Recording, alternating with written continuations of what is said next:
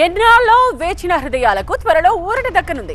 ఎప్పుడెప్పుడా అని నామినేటెడ్ పోస్టుల కోసం ఎదురు చూస్తున్న కాంగ్రెస్ నేతలకు ఒక స్వీట్ న్యూస్ వినిపించింది అధిష్టానం. నామినేటెడ్ పోస్టుల భర్తీకి పచ్చజెండా ఊపింది. అందుకు కసరత్తు కూడా నడుస్తోంది. అయితే అధిష్టానం లెక్కలేంటి, నేతలు పెట్టుకున్న ఆశలేంటి, ఎలాంటి ఈక్వేషన్స్ తో పదవులను భర్తీ చేయనున్నారు? ఇప్పుడు ఇవే అంశాలపై గాంధీ భవన్ లో ఇంట్రెస్టింగ్ డిబేట్ నడుస్తోంది. తెలంగాణలో నామినేటెడ్ పదవుల భర్తీకి సిద్ధమవుతోంది అధికార కాంగ్రెస్. తొలి దశలో ప్రాథమిక వ్యవసాయ సహకార సంఘాలు ప్యాక్స్ చైర్మన్ పదవుల భర్తీపై అధిష్టానం ఫోకస్ చేసినట్టుగా తెలుస్తోంది. అధికారంలోకి వచ్చిన తర్వాత పార్టీ కోసం నిరంతరం పనిచేసిన నాయకులకే పదవులు కట్టబెడతారు అనే టాక్ తెగ వినిపిస్తోంది.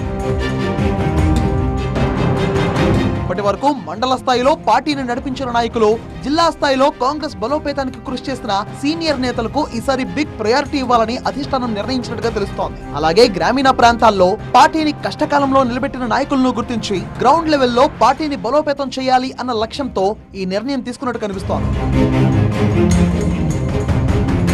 నామినేటెడ్ పదవుల భర్తీకి కాంగ్రెస్ నాయకత్వం ప్రత్యేక అర్హత ప్రమాణాన్ని కూడా నిర్ణయించినట్టు తెలుస్తోంది. 2023 అసెంబ్లీ ఎన్నికలకు ముందు నుంచి పార్టీలో పనిచేస్తున్న నాయకులకే మొదటి ప్రాధాన్యం ఇవ్వాలని సీఎం, పీసీసీ చీఫ్ నిర్ణయించినట్టుగా పార్టీ వర్గాలు చెబుతున్నాయి. ఈ నిర్ణయంతో ఎమ్మెల్యేల వ్యక్తిగత సిఫార్సులో స్థానిక స్థాయి పైరవీలకు కూడా కొంతవరకు చెక్ పడే అవకాశం ఉందని రాజకీయ వర్గాలు విశ్లేషిస్తున్నాయి.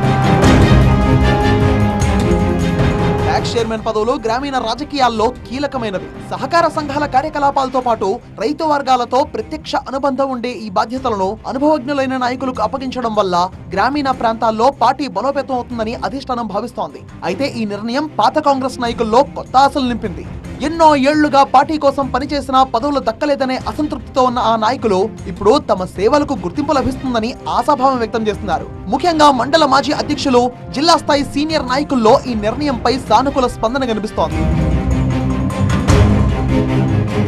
అటు గ్రామీణ కాంగ్రెస్ శ్రేణుల్లో కూడా ఈ పరిణామం కొత్త ఉత్సాహాన్ని తీసుకొచ్చినట్టుగా పార్టీ నాయకులు చెబుతున్నారు. పార్టీని కష్టకాలంలో నిలబెట్టిన వారికే అవకాశాలు లభిస్తాయి అనే సందేశం కింది స్థాయి వరకు వెళ్లడం వల్ల సంస్థాగతంగా పార్టీ మరింత బలపడుతుందనే అభిప్రాయం వ్యక్తమవుతోంది.